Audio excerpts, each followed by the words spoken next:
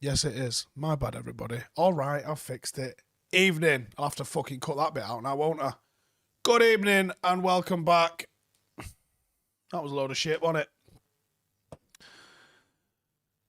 1-1 at St James's Park.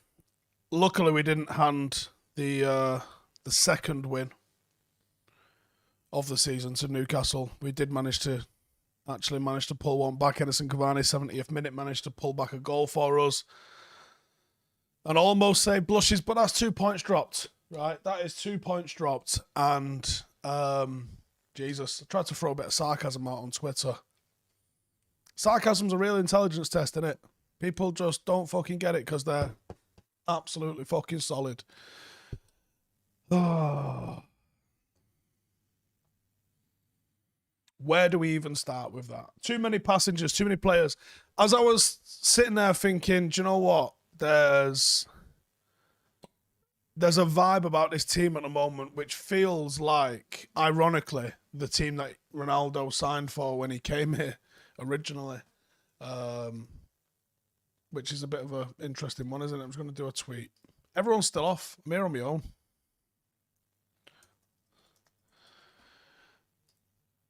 There's a vibe about this team that reminds me of that sort of mid-noughties team that didn't manage to win any titles. When you've got your Sylvesters playing, and there's some good players in there. Make no mistake, there are some good players in there. But there's some shit like, why is Kieran Richardson getting games? Why is Sylvester playing? Why is fucking Cleberson getting games? It's got that sort of feeling about it, hasn't it? That sort of, you know what I mean? You know what I mean? You know what I mean?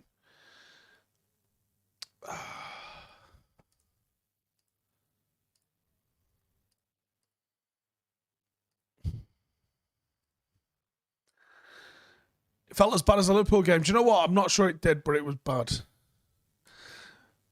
Load of people talking here now. This manager's not up to it. Maybe you listen to what we said in the fucking first place, and we're saying that managers don't make half the difference people think that they do. A good manager can have an impact and a bad manager can have a negative impact, but most managers don't really do a whole lot.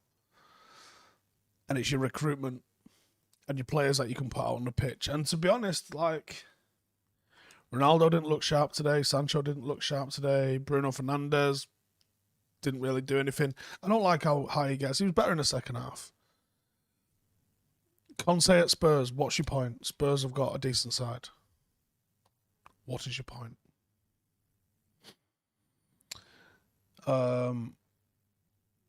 Greenwood didn't look good. I mean, I can go through the entire team, really. Like, I don't think anyone looked good. I don't think anybody looked good.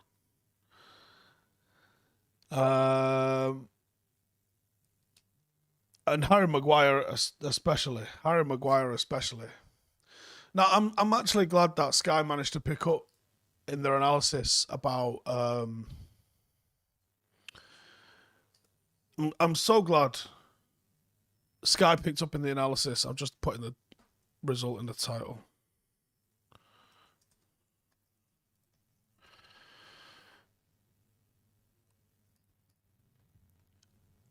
About Maguire coming in. When Deleu's obviously being ordered to watch the outside, he does that knowing that he's probably going to get beaten on the inside. But the reason Maguire comes on the inside like that is to block up that pathway. What he's almost asking, or should have been asking, St. Maximum to do is to kind of go in between the two of them. That's where you want to do. You almost want to, as he's come past one defender, you want to block that path there so he has to either step back to go around you or try and cut in between the space in between you and Deleu. But he didn't. He just carried on coming because he's got the agility of a fucking brick and ends up getting dusted the same way on the inside like that. There was no need for it. Absolutely no need for it. Varane shouldn't have lost possession. He shouldn't have. You expect a lot better than him from that.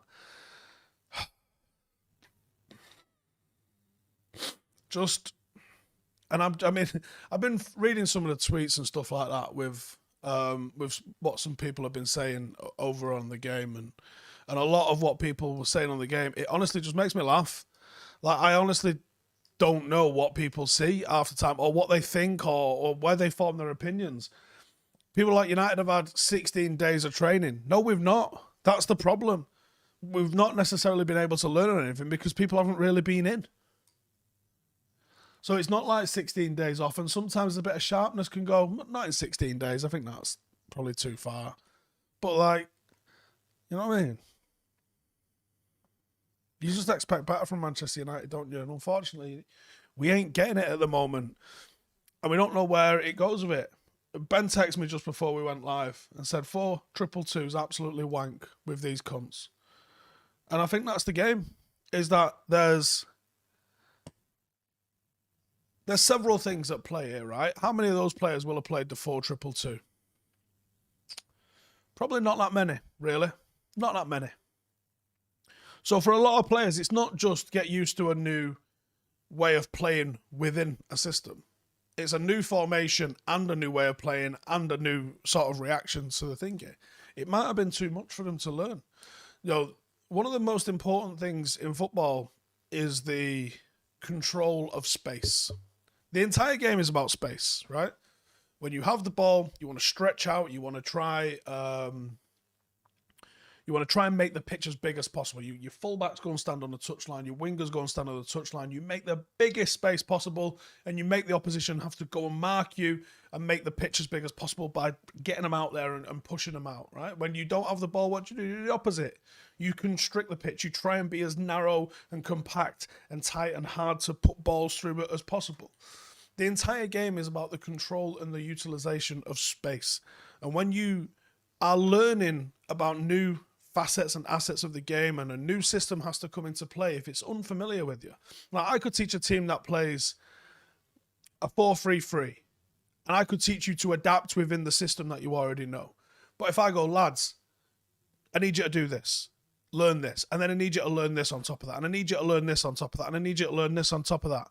Some players might get it, and some players will be absolute nerds, and they'll ask loads and loads of questions, and they'll have a quicker adherence to what you're trying to teach them. Some players won't fucking get it. Some players are thick as fuck. Some players just go and play out like they're still playing out in the street. And it's going to be tough for them to get it. And you've got your in-possession way of playing, and you've got your out-of-possession way of playing. And what's crazy is, the longer Ralph has been here, the more we look like we don't know what we're doing. The first game against Crystal Palace, I think all of us came here and went, do you know what? There we go. We look like we know what we're doing. We get the ball and we do X.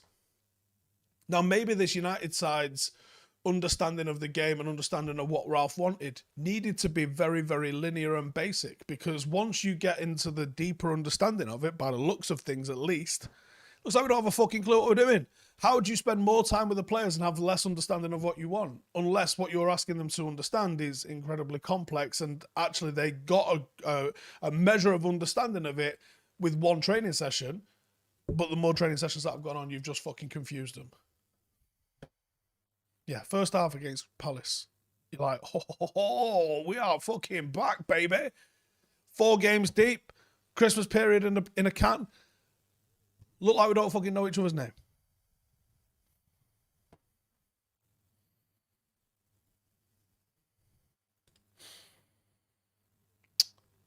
So how we fix this from here, I don't fucking know. I think it's got to be looked at in terms of recruitment. I think midfield is... I don't think there's ever been a team that can do anything in the game without a strong midfield. And I look at our midfield and I don't think it's strong enough. I don't think... this isn't a Fred and McTominay bashing. I've said for a long time, if those two end up as squad players, sensational. I'd love those two as squad players, because that means somebody else is your first choice. And somebody, hopefully, world-class or close to it, is your first choice. Those two guys being squad players means they can come in and fill a hole occasionally. But when they're relied upon to be 50 games a season... And here's the other thing. Carrick picked him. Ollie picked him. Ralph's picked him. whatever your misconceptions, preconceptions are about what the fuck's going on with Donny and Matic and all the rest of it, clearly they're not fancied by people who are watching them day in, day out in training. And clearly, McTominay and Fred are offering something. Now, I will not argue with anyone who says that they are shit on the ball. I'm with you. I stand behind you in that camp. But what a lot of managers value is what happens off the ball. Mentioned, there was loads of us sitting in here watching the game before. We mentioned when he started making the subs and left McTominay on, I think, did McTominay go down? Something happened with McTominay and we all started talking about, you know, what are you going to do now? Who are you going to bring on? What's your options if he gets an injury? And I said, well, you got Donny on the bench. You could bring Donny in the mix there, but the problem that you've got is Scott covers serious amounts of ground. And when you've got fullbacks acting like wingbacks and being your attacking outlet and width, that means they're high up the pitch all the time. And to recover for that, you've got to have a quick number 6. Every single club, you have to have a quick number 6 when the fullbacks are high and wide. Because when a counter-attack comes in, especially when it's someone like Sam Maxim, you have to get over there and block that hole. Otherwise, you get absolutely shagged. And it ain't in Donny's makeup to do that sort of coverage. And it is in Fred's. And he might have nothing else in his locker, but he will cover that distance. And, you know, you may as well get Mo Farah in the mixer because he fucking covers distance as well. But what they do off the ball, it does have a value. It's just it doesn't make a lot of fucking sense when you think, well, when I watch United, we're poor in possession, and I think we'd be better in possession if we had people who are actually fucking good in possession. And I think you're right, but I just don't think that's the way of the world, unfortunately. And I don't think that's the way it's going to be with United for the time being. It's going to be a long, long fucking end of this season, innit? Long fucking end of this season before we really sort of start to see any sort of daylight and all the rest of that sort of stuff. Ross Jones says, don't even think they're very good off the ball. In the grand schemes of world football, they're not very good. I think McTominay's got a few attributes that are in the 90s percentile, but you're not talking about generational midfielders off the ball. You're not. You're just talking better than Donny. And that's all United can fuck with at the minute, innit? Yassine says, imagine staying up till 3 a.m. and watching this. We're sleepwalking into Europa League. Yeah, I think we are, you know. Really wish I could see the end of the game or halftime locker room vibes. I'd like to find out what the fuck is going on. Do I think Rangnick got it wrong? Not necessarily. I think he went for it, didn't he? He really went for it. He proper pushed in all chips on the table and it got him a goal back. But you would have hoped with the amount of attacking flair that you had on the team. This is why football's fascinating, right? Because United basically went, fuck it, we're going to have 3 defensive-minded players on the pitch, Fred and the 2 centre-halves. Everyone else, get up the fucking pitch and let's start putting it in. Here's the other thing as well. You can put a lot of crosses into the box, and we didn't spam crosses in, but we did put a decent number in. Delos wasn't very accurate. Tellers was having a little bit more success off the left-hand side. We can start slinging crosses into the box. Normally, you can't do this. United generally can't do this. But when you've got Cavani in there, whose heading's fucking top, and when you've got Ronaldo in the mixer there, whose heading is fucking top, like, that's an opportunity and an asset that you need to utilise more. But unfortunately, we allowed when you make a substitution, and Fergie, I think, talks about this in one of his books. When Fergie talks about when you put on an attacking substitute, most of the time, the opposition won't do nothing. And realistically, they should do nothing. Because if an opposition just keeps playing the same way, they've now probably got more of an overload against you. But more often than not, and this is why the Fergie time thing was real. It wasn't because there was influence over referees. It was because Fergie did not accept a draw or a defeat. And he was like, fuck that noise. I have the attacking capabilities on the bench and I'm going to push for that final result. And he would push all his chips in. And when Fergie did this, coming into the last 10, 15 minutes of a game, one, it was trained for, and they would train how to deal with teams that were trying to defend extremely resolutely like this in 10 minutes. And they would do scenario-based training where you had 5 minutes to score a fucking goal. And they would overload the defense, so you have to... they would play like 13 against 10. So 13 defenders against 10 attackers. So it seems like you're double marked everywhere you go. So you've got to be quick. You've got to keep it 1 touch, 2 touch. Really fucking fizz the ball around a little bit. And they would do that. So they was used to that sort of pressure and feeling like the opposition had more men than you. And you've got to keep calm and keep playing your game and keep putting balls into the right area. And that was why United won so many games in the last minute, is because it was fucking trained and ingrained into us. And the other side of that coin is you're an opposition manager. You've got a 1-0 lead at Old Trafford. Fucking hell, come on.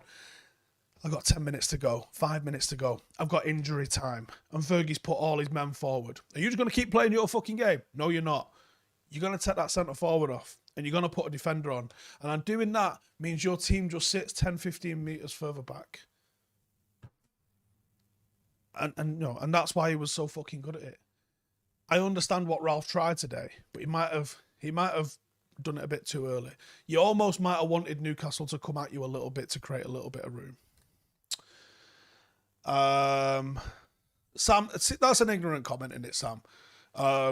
Rashford needs to decide what he wants to do as a career. He's had a poor season. Are we pretending the guy's not a fucking footballer? Come on, man. Relax. Bjorn says, is the 4-2-2 too much too fast? Would it be better to build on a 4-2-3-1? I sort of covered that a little bit earlier. If this is the way Ralph wants to go, no, because he's going to have to get this formation into people sooner rather or later. But if he ends up changing the formation back to a 4-3-3 or 4-2-3-1, then yeah, it was. The problem is, and I did this at the start of the season, when you look at what United have got, we're overloaded of talent in certain areas and we're underloaded. You've got people that you could play in the number 9 position: Tony Marshall, Rashford, Mason Greenwood, Cavani, Ronaldo. 5 players for what might be one position if you play 4-3-3. And you go, all right, sound. What if we got to play number 8? And you go, well, Bruno could play there. And Donny van der Beek might play there. And Pogba might play there if you don't have him defend a little bit and you play him off the left-hand side and just give him loads of attacking freedom. We don't have a level of player like we do at the number 9 the same way as we do at like number 8. And we don't have it at number 6. And that's what we're fucking dealing with at the moment.